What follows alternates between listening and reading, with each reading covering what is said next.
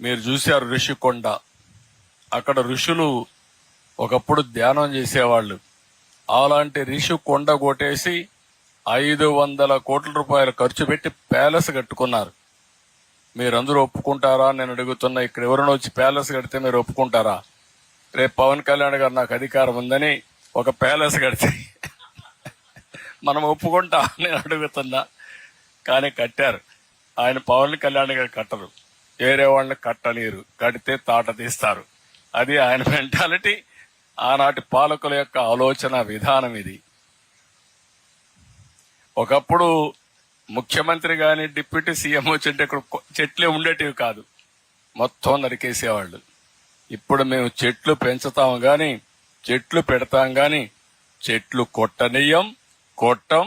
అది మా సిద్ధాంతం అని చెప్పి కూడా మరొకసారి రాష్ట్రంలో ఉండే ప్రజలందరికీ హామీ ఇస్తున్నాం. కడాన మీరు ఒకసారి చూస్తే కర్నూలు జిల్లాలో బ్రహ్మంగారిని గురించి విన్నారా మీరు? కాలజ్ఞానం చేశారు, లేకుంటే అప్పుడు కాలజ్ఞానం కూడా రాసేవాడు, విన్నారా? ఆయన కాలజ్ఞానం రాసిన రవ్వల కొండ ఒకటి ఉంది అక్కడ, ఆడనే కూర్చొని ఇవన్నీ రాశాడు. ఆ రవ్వల కొండ కూడా కొట్టేశారు వీళ్ళు వచ్చి. ఏం చెప్పాలో నాకైతే అర్థం కావడం లేదు. అలాంటి దుర్మార్గమైన కార్యక్రమాలు చేశారు. అందుకనే ఒక్క విషయం మీరు చూస్తే శ్రీకాకుళం నుంచి కుప్పం వరకు విధ్వంసం చేశారు.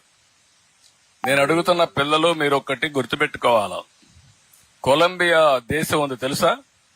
ఎంతమంది తెలుసు కొలంబియా దేశం? చేలు పైకెత్తండి పిల్లలకి. కొలంబియా దేశం చరిత్ర చదవలేదు మెరుగ్గా? అదే మరిగా పాబ్లో ఎస్కోబార్ అని ఒక నాయకుడు ఉండేవాడు, చదివారా? ఫ్లెక్సీలో దీంట్లో వచ్చాయి, సీరియల్లో వచ్చాయి. ఆడొక నాయకుడు ఉండేవాడు.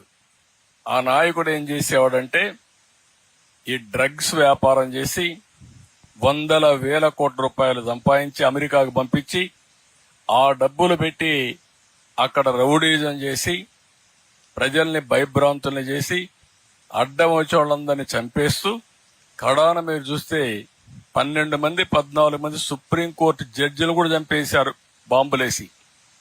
ఎప్పుడో జరగల, నేను రాజకీయంలోకి వచ్చినాకనే జరిగింది. 85-90, నేను 78 రాజకీయానికి వచ్చాను.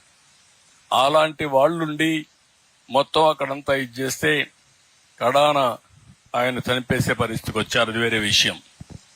కానీ ఇక్కడ నేను రాజకీయాల్లో ఉన్నప్పుడు నేను చూశాను ఆ ఎస్కోబార్ ఏ విధంగా ఉంటాడో మొన్నటి వరకు పరిపాలించిన పాలకుడు కూడా అదే మరుగా చేశాడు. అవునా కాదా అని మిమ్మల్ని అడుగుతున్నా.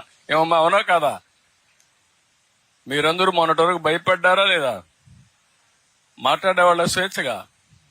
మీ టీచర్లు స్వేచ్ఛగా ఉన్నారా మీ స్కూల్లో? మొన్నటి వరకు లేరు కదా, భయంగా ఉండేవాడు. అవునా కాదా? కారణం ఏంటి? ఎందుకు భయపడ్డారు? ఎందుకు భయపడ్డారు చెప్పండి? రౌడీ పాలనకు భయపడిపోయారు. ఏదైనా ఉంటే నేను పవన్ కళ్యాణ్ గారు చూసుకుంటా ఉన్నాం. అందుకే ఆయన రానియకుండా, ఆయన వచ్చి నన్ను అరెస్ట్ చేస్తే, ఆయన రావడానికి వస్తే ఆయన రానియకుండా ఉంటే రోడ్డు మీద పడుకొని నిరసన తెలియజేసే పరిస్థితికి వచ్చారు. అవునా కాదా? ఆలోచించండి. ఇప్పుడు జరుగుతున్నాయవన్నీ ఫ్రీగా ఉన్నారు. అవునా కాదా? ఫ్రీగా ఉన్నారా లేదా? మీరు స్వేచ్ఛ వచ్చిందా లేదా? అది మనకు గత పాలనకు డిఫరెన్స్.